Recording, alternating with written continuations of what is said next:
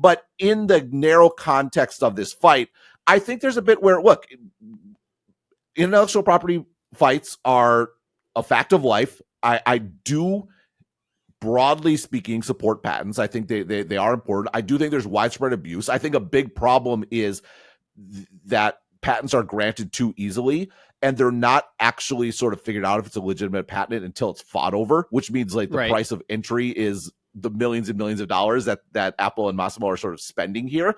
And if there's more rigor applied to patent granting, such that there was a strong assumption that they would be upheld in all cases, that would probably make life easier for everyone. But that would take a lot of investment sort of upfront into sort of the patent system and changing sort of the expectations and behavior of all these sorts of things. And maybe that's not sort of viable for lots of reasons. Again, there's like systemic sort of issues that go into this. But as far as the case narrowly, I don't have a big problem with it. I mean, even the Apple sort of versus Massimo sort of story, you quoted from this Wall Street Journal story that is talking to all these companies that allege Apple goes to talk to them to find about their tech and then hires away their employees and builds it themselves.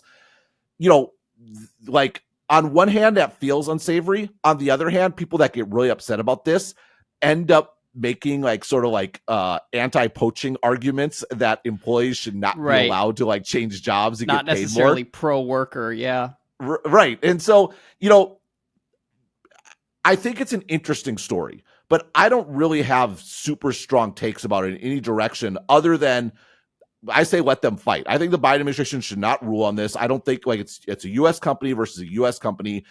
You know, arguably the Samsung one was problematic too, but at least you could sort of like, well, you know, look, support the U.S. company versus a South Korean company, or you could have a sort of like perspective on that. I don't know. What's your take sort of looking at this from afar? Well, I'm fascinated by the ecosystem here. I'm also, I mean, the Apple having all this happen right around Christmas is pretty entertaining, and I'm not sure what Apple which is I think it's kind of an accident. Yeah, like they just happened to rule on October 25th, and it's 60 days or whatever it is. So that's why it ended up on December 25th. It works out to Apple's favor, I think. And the Apple Watch is the ultimate Apple product that you want to give as a gift because it's like pretty cool. It's pretty nice. It's not something a lot of people would buy for themselves, and so you're excited to get it. But it's also led. I see AirPods guys here again, but yes, continue. I don't necessarily need an Apple Watch, but I'll take one if you're handing them out at Christmas. Bloomberg says in a memo to customer service agents about the pending sales halt, employees are told not to point shoppers to places where they can buy the devices. Quote, unfortunately, due to the ongoing legal matter, I am not able to provide you with any information about where you can buy Apple Watch Series 9 or Ultra 2, the employees are told to say. So if anybody wants to go out and do some research at their local Apple store and check whether employees are actually abiding by that text, that script, they're not doing it yet. I don't think they're going to do it until it's actually banned. So the ITC can their only sort of purview is to tell customs what they can and cannot allow in the country. Right. And so Apple makes these abroad and Apple can't import them, but there are other US retailers that have imported these Apple Watches already. And they, unless I'm mistaken, they can sell that stock as long as they have it, right? Yeah, the ITC does not have jurisdiction over the US market. They have jurisdiction over the companies they're ruling over and the customs agency. So they can stop Apple from selling, and they can stop Apple from importing.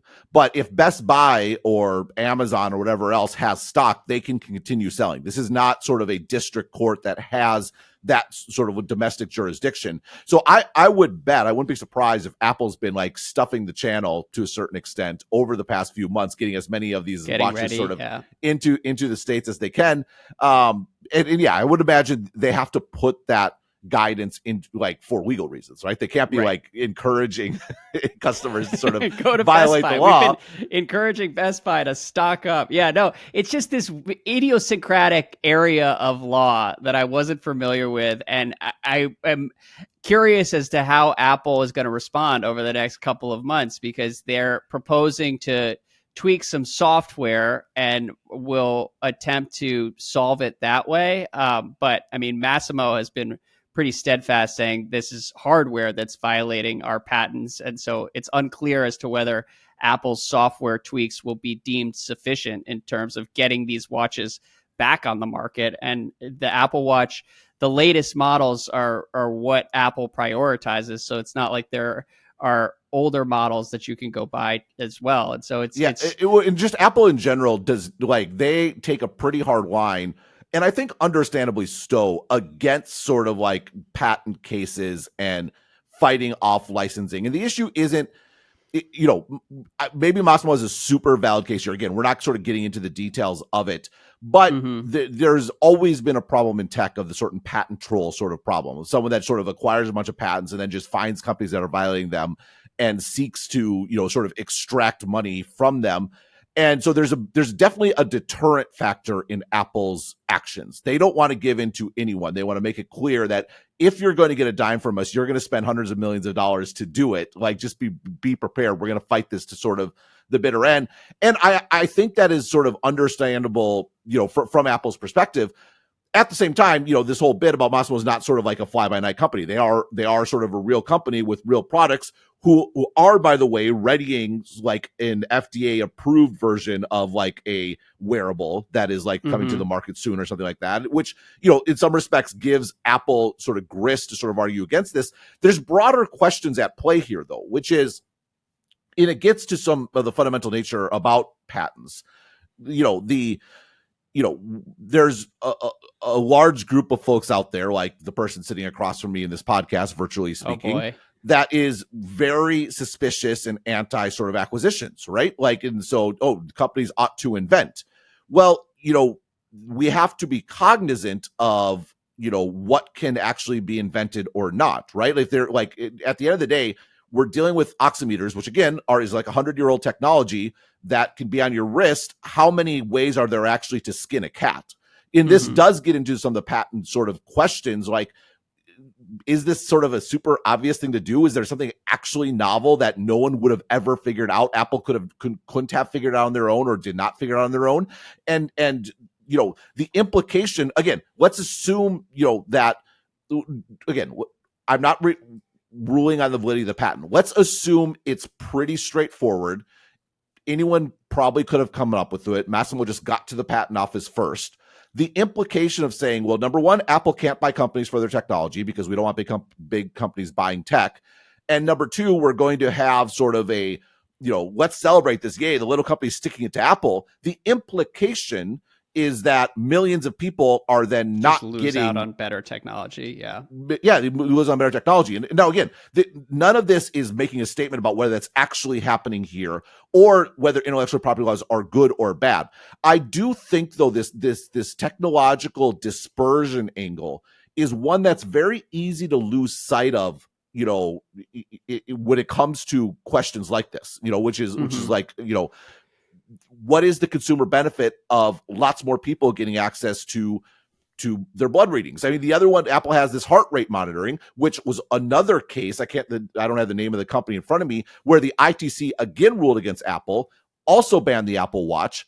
But before that ban went into effect, Apple successfully invalidated the patent in question. And so, in this case, I suspect that's why Apple didn't act before now. They thought they would invalidate all this and sort of, would be able to avoid the question. And so, because it happened before. But then you get to, again, not to just to sort of sell the Apple propaganda. They love to have the videos like, oh, the heart rate monitor saved my life. I found out about, this sort of issue, XYZ. I went there. And, again, you want to be wary of using anecdote and sob stories to address philosophical and legal questions. But it is sort of a point worth keeping in mind about this sort of arena. And the more that the Apple Watch gets into health areas, I think the more these issues are going to come up. There's going to be more, because the whole medical device industry has been around a long time. A lot of what Apple wants to do is not reinvent the wheel. It's that they want to make what was only available in multi-$1,000 devices and only for a very narrow set of people, make it available to millions of people at sort of a consumer grade level, leveraging that sort of scale and that sort of capability that we talked about before. And I think this is going to be a point of tension repeatedly going forward.